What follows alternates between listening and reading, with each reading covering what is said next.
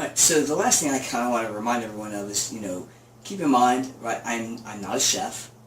I've never claimed to be. I'm sure that anyone who is professionally in the culinary arts would probably shaking their head at me, like, what are you doing? Just keep in mind, I'm just a guy messing around with this kitchen because I happen to be kind of poor and I've got to make do with the things that I have on hand. And so sometimes it's those things that really sort of lead to sometimes some interesting results, just because I'm having to sort of dig around and make sure that I'm not wasting the things that I've bought. And so and at that, I enjoy experimenting with a variety of things, including in the kitchen, and I really do actually enjoy the times where I am able to make things for other people because if it makes them happy, that's really kind of why I do this sort of thing. So, all right, so I'm taking a little break from studying, a very short one at that. And I'm going to show you all how to make a very simple little, whether a breakfast side or, a little snack that you can take with you that's filling and that's really pretty good for you. So we'll make these little peanut butter banana cakes, muffins, I don't know what we'll call it. Don't know yet what to call it. So anyway, let's get this started. Alright, so the first thing to do is you get a few small bananas, small medium bananas, and to peel it, and as you notice, I do peel it this way. And I'm going to go ahead and kind of break it up into chunks anyway. We're going to mash them. I'll just go ahead and sort of break them up into little chunks anyway. Alright, so I've put 3 small to medium-sized bananas in there, and I'm going to just go ahead and with a fork sort of mash them up a little bit, just to make it a little easier so that when we add in the peanut butter, it'll be easier to mix them together. Alright, now I'm going to drop in some bits of creamy peanut butter. A couple of pretty good spoonfuls there. Now with this, it's you just kind of have to play around with it because you might decide that you want more or less peanut butter than banana, or the other way around. So just see what is that you might like for taste. This is still something that's relatively new for me because growing up, I was a kid that with the peanut butter and banana sandwiches, we actually did like slices, at home as opposed to mashing them up like this. And I remember as a kid seeing my older brother do this, and I thought, how strange that he's doing it in that kind of way. And it's probably that there's, I have a feeling that maybe like my grandfather, my mom's side, probably did it this way, so he kind of probably picked up on that. Whereas I believe my dad's side of the family did it in slices.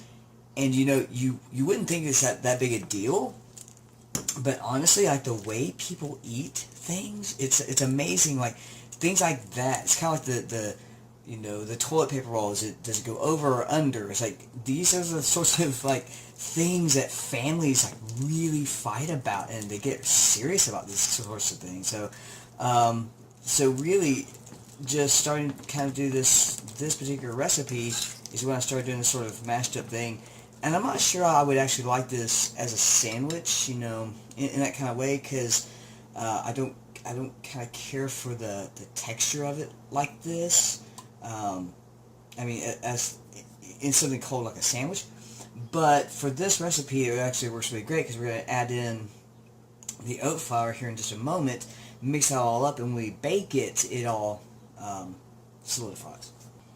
Now, if you haven't seen one of the videos I did before, I was showing how to make some different flours as opposed to like the bleached white flour that's already made up. It's just taking your oats and putting it in the food processor, and then just you know, grinding it really until it becomes a sort of finer powder to make your own flour. So I'm just going to put some in there, and we'll start off just kind of slowly and mix it in, kind of see how the consistency is. Looking okay, but I might go ahead and put just a little bit more in there. It's going to have a little more cake-like. The first time I did it, I didn't put a whole lot of the oat flour in there, and it was really good. It kind of came out sort of almost like a hot pudding in a kind of way. So, you know, really, again, these are the things just to sort of play around with, just to see how you might like them, and you can change things up. That's what I always do with recipes. This actually was never even really a recipe. It was just that one day I was making up, you know, the bacon wrapped eggs, and it turned out that I didn't have 12. I just had, I think it was 8. And so I went ahead and thought, you know, let's kind of look around for other things, you know, because I didn't want to kind of waste those open spots. And I had him look over, and I said, oh, I got a couple of bananas, and I got, you know, let me put some peanut butter, and it just did this for those 4 slots, and it was really good. So, yeah, I thought, let's just keep this kind of going. Alright, so now I've already sprayed the excuse me, the muffin pan, and so I'll just take my spoon here and sort of drop them in. You might have to kind of move it around a little bit so that it does kind of, you know, cover the whole bottom there. I start off with just a little bit, and then that way I can make sure I've got all spots fit, you know, with the mix in there, and then if I have to add some more to kind of even everything out, then I'll do that. Alright, so I have all 12 with the mixture in there, and we have the oven preheating at 375, and we'll put these in just a moment. We put these into the preheated oven and turn that on for, I'm going to go for about 12 minutes. The reason I've gone ahead and done it 375 degrees is that, like I said, the first time I made this, you know, they were just sort of filling in some spaces for when I was making the bacon wrapped eggs. And so this way, I'm kind of keeping it at that in case, you know, it's one of the things to think about is, you know, it may just be that's how you do it. Maybe you do half of a thing like this with the eggs, and maybe the other half, you know, with these, and do it all up together and have those for a few days. Alright, so here they are, fresh out of the oven.